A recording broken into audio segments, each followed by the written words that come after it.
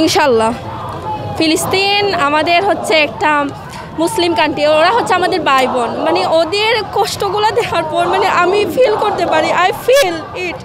মানে ওরা কি যন্ত্রণা কষ্টের মধ্যে আছে, মানে ওদের উপর কি পরিমাণ অত্যাচার, এটা মানে একজন মনস্টার রাক্ষস ছাড়া এইটা আমার কেউ করতে পারবে না।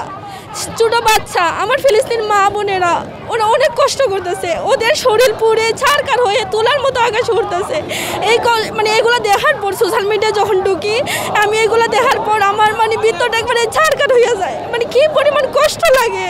আমি যখন আকাশের দিকে তাকাই বলি, হি আল্লাহ, আপনি আমাদের ফিলিস্তিন মা বোনেদের রক্ষা করুন। এত কষ্ট ওরা কেমনে সহ্য করতে পারছে। এত কষ্ট দেখার পর বিশ্বাস করেন, মানে কষ্ট দেখার পর কি পরিমাণ কষ্ট হয় আমি ভাবি, আমি যদি ওদের জায়গায় থাকি আমি কি পরিমাণ কাজ করতাম, ওদের জায়গায় কি করতাম, তখন আমার মনটা কি পরিমাণ উতাল মাতাল। আমি যদি পারতাম তাহলে ওদের কাছে গিয়ে একটু না একটু সাহায্য করতে পারতাম।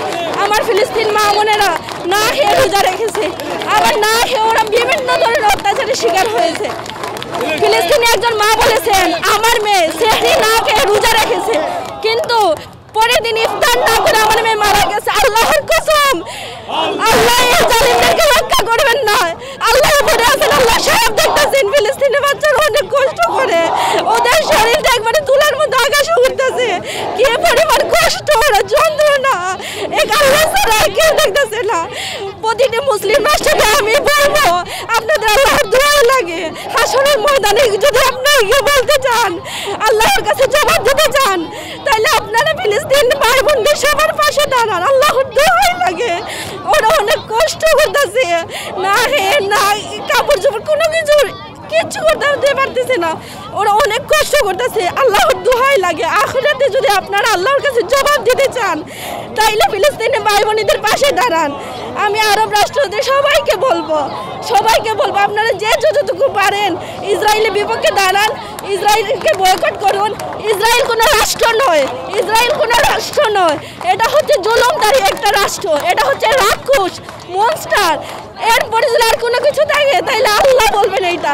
হাসরের ময়দানে এই ফিলিস্তিনি বাচ্চাদের কান্নার আওয়াজ, আল্লাহু আকবার, সব আল্লাহ এক এক করে সব কিছু আল্লাহ সব কিছু নিবে, আল্লাহ নিবে। অনেক কষ্ট করতেছে ওরা, কারণ ফিলিস্তিনের প্রতিটা ভিডিও সোশ্যাল মিডিয়ায় এখন ভাইরাল।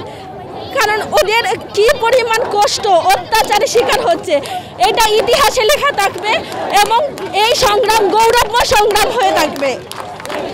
ইনশাল্লাহ আমি আমার বাড়িটার ডান পাশে, বাম পাশে, পিছনে, সামনে যেদিকে হোক আমি এক পায়ে দাঁড়িয়ে ওদের সাথে কাজ করব, এক পায়ে দাঁড়িয়ে ওদের সাথে যুদ্ধ সংগ্রাম করব। যতটুকু আমার সাধ্য অনুযায়ী থাকবো আমি ততটুকু গিয়ে কাজ করবো, ওদের সাথে সংগ্রামে নামবো।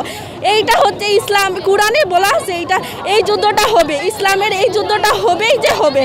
এই যুদ্ধে প্রতিটা মুসলিমদের প্রতিটা মুসলিম অংশগ্রহণ করা দরকার। আমি গিয়ে যুদ্ধ করবো, আমার ভাই বোনদের জন্য আমি মরতেও রাজি, আমি প্রাণ দিতেও রাজি।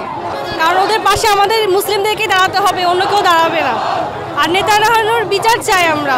ওদের যে কষ্টটা আমরা সহ্য করতে পারতেছি না।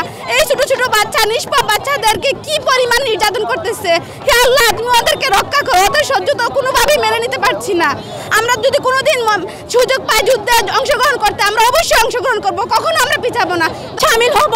এবং আমার পরিবারের, আমার ভাই, আমার বাবা এবং আমার নিকটস্থ যারা আছে তাদেরকে উদ্বুদ্ধ করবো যে তোমরা আর কিছু পারো আর না পারো, ফিলিস্তিনে গিয়ে যুদ্ধ করো, তাদের সাথে শহীদ হও এবং জান্নাতে তাদের সাথে শামিল হও।